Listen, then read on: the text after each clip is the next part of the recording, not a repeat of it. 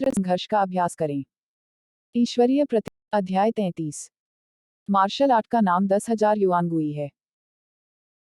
मू झीली लंबे समय से अभ्यास कर रहे हैं, लेकिन इस 10,000 युआन गुई मार्शल आर्ट में मार्शल आर्ट के बारे में कोई सामग्री नहीं है। इसके विपरीत, यह एक मानसिक तकनीक की तरह अधिक है। लंबे समय तक वह थोड़ा सा मार्शल आर्ट कौशल भी नहीं जानती थी, इसलिए आज मैं मार्शल आर्ट के क्षेत्र में देखने गया। शायद उसे कुछ हासिल होगा। मू झीली के सामने आते ही सबकी निगाहें उस पर टिक गईं। आखिरकार, म्यू झीली को म्यू परिवार में एक बहुत प्रसिद्ध व्यक्ति कहा जा सकता है, लेकिन एक नकारात्मक व्यक्ति। उसे प्रकट होते देख उपस्थित सभी लोगों की आंखें उपहास या उपहास के भावों से भर उठीं, सिवाय इसके कि स्वागत जैसा कोई सकारात्मक भाव नहीं था। म्यू हनमो ने भी म्यू झीली को देखा, उसकी आंखें आश्चर्य से भरी थीं, जाहिर है उसने म्यू झीली के बारे में नहीं सोचा था। यहाँ आएंगे। 3 महीने पहले, जब उसने खुद से कहा कि वह पीछे हटने वाली है, तो वह कभी नहीं आई। उन्होंने कभी परेशान नहीं किया। 3 महीने बाद मिलते हैं। म्यू हनमो ने पाया कि म्यू झीली पहले से कहीं बेहतर दिख रही थी। विशिष्ट बिंदु क्या है? वह जगह नहीं जानता था, उसका रूप अभी भी वही था, और उसके चेहरे पर काली रेखाएं अभी भी भयानक थीं, लेकिन उसने सोचा कि यह पहले से बेहतर दिख रहा है। कारण के बारे में नहीं सोच सकता, म्यू हनमो नहीं चाहता, वैसे भी, यह एक अच्छी बात है ना?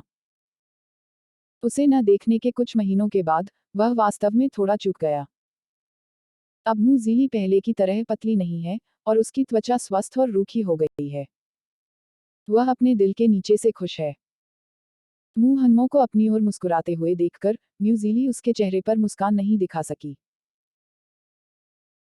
हर बार जब वह म्यू हनमो को देखती, तो वह लंबे समय से खोई हुई गर्मजोशी को महसूस करती थी, क्योंकि कोई भी उसके साथ ईमानदारी से पेश नहीं आता था, इसलिए यह गर्मजोशी दिखाई देती है, यह असामान्य रूप से कीमती है। हालांकि जिन लोगों की आंखें लंबी नहीं होती उनके लिए इस समय हमेशा विनाशकारी माहौल रहेगा।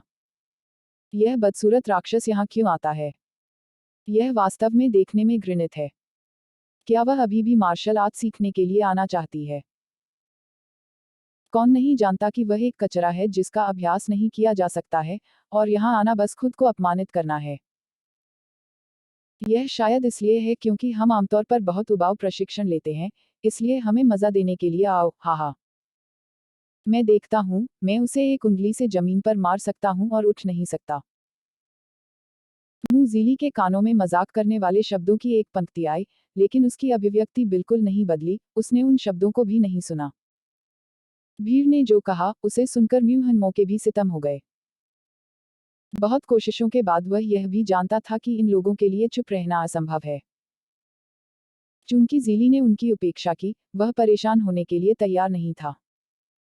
वह म्यू झीली के पास गया और कहा, झीली, तुम यहाँ क्यों आए हो? क्या रिट्रीट खत्म हो गया है? उन्होंने महसूस किया कि हाल के दिनों में झीली के शरीर में कई रहस्य थे। यदि वह अभ्यास नहीं कर सकता है, तो पीछे हटें। किस लिए? यह खत्म हो गया है, हाल ही में आप कैसे कर रहे हैं? मैंने आज ही रीति रिवाजों को छोड़ दिया है, इसलिए मैं आपको देखने आया हूँ। म्यू झीली का चेहरा कोमल मुस्कान से भरा है, इस विशाल म्यू परिवार में, वह केवल म्यू हनमो को अपने परिवार के लिए देखती है। मैं ऐसा नहीं हूँ। परिवार की बैठक के दिन करीब और करीब आ रहे हैं। इस अवधि के दौरान हर कोई बहुत कठिन अभ्यास कर रहा है। मेरी माँ भी मुझे हर दिन अभ्यास करने का आग्रह करती है, उम्मीद है कि अच्छा प्रदर्शन होगा।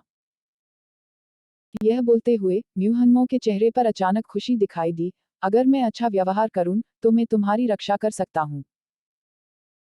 पिछली बार कुलपति को देखने से पहले अपनी शक्तिहीन स्थिति के बारे में सोचकर, वह जाने नहीं दे सका। शक्तिहीनता की भावना वास्तव में पागल कर देने वाली थी। वह नहीं चाहते थे कि ऐसा दोबारा हो। सौभाग्य से, पिछली बार झीली को कोई कठोरता नहीं मिली। सजा। यह सुनकर, म्यू झीली को केवल गर्माहट महसूस हुई, भविष्य चाहे जो भी हो, म्यू हनमो का दिल उसके लिए काफी है।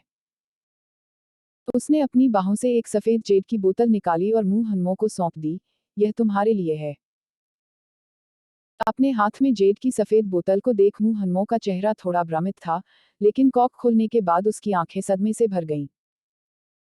दूसरों को देखने से रोकने के लिए उसने जल्दी से कॉक को प्लग कर दिया और मुंह झिली को अपनी ओर खींच लिया।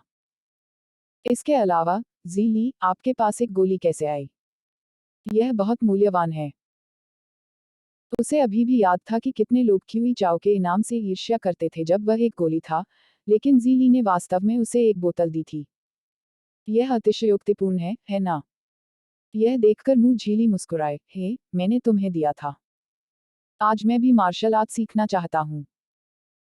यह देखकर कि मुंह ज़ीली ने विषय बदल दिया, म्यूहनमो ने पूछना बंद कर दिया, मार्शल आर्ट सीखना।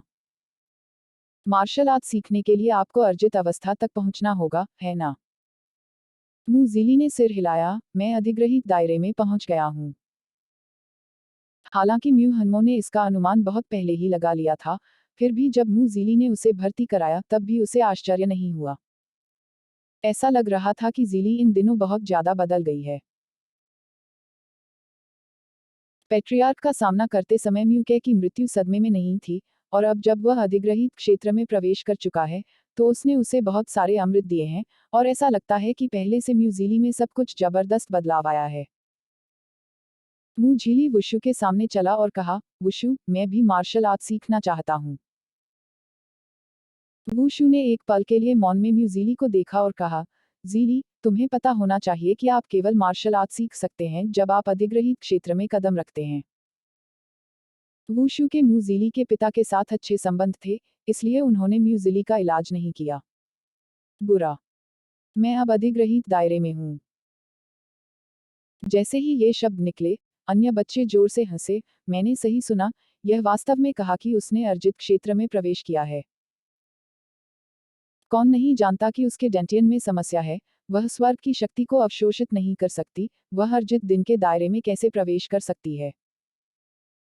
अगर उसने अधिग्रहित क्षेत्र में कदम रखा होता, तो मैं बहुत पहले एक सहज गुरु होता। आप किस बकवास के बारे में बात कर रहे हैं? ज़ीली ने कहा कि उसने अधिग्रहित क्षेत्र में कदम रखा है, क्या आप भी अर्जित क्षेत्र नहीं हैं? ज़ीली पर हंसने के लिए आपके पास क्या योग्यताएं हैं? म्यूहनमो कोसने में मदद नहीं कर सका। सभी को उम्मीद नहीं थी कि म्यूहनमो उन्हें डांटेंगे।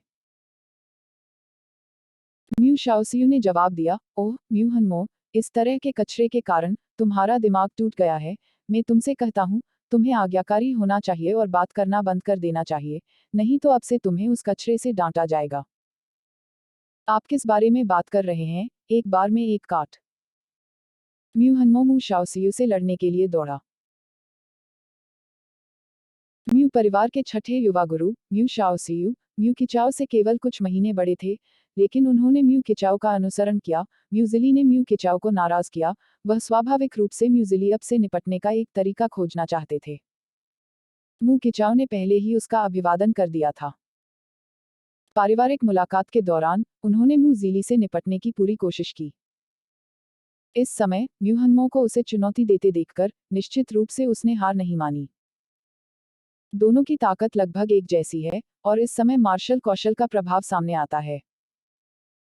मैंने म्यूहनमो के हाथों की अजीब लहरें देखी, जैसे पानी में लहरें, एक अंतहीन प्रवृत्ति के साथ। म्यू शाओसियू इसके विपरीत था।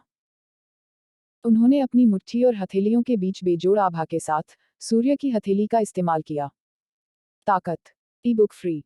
मी। घर। सभी ई बुक। पिछला। अगला।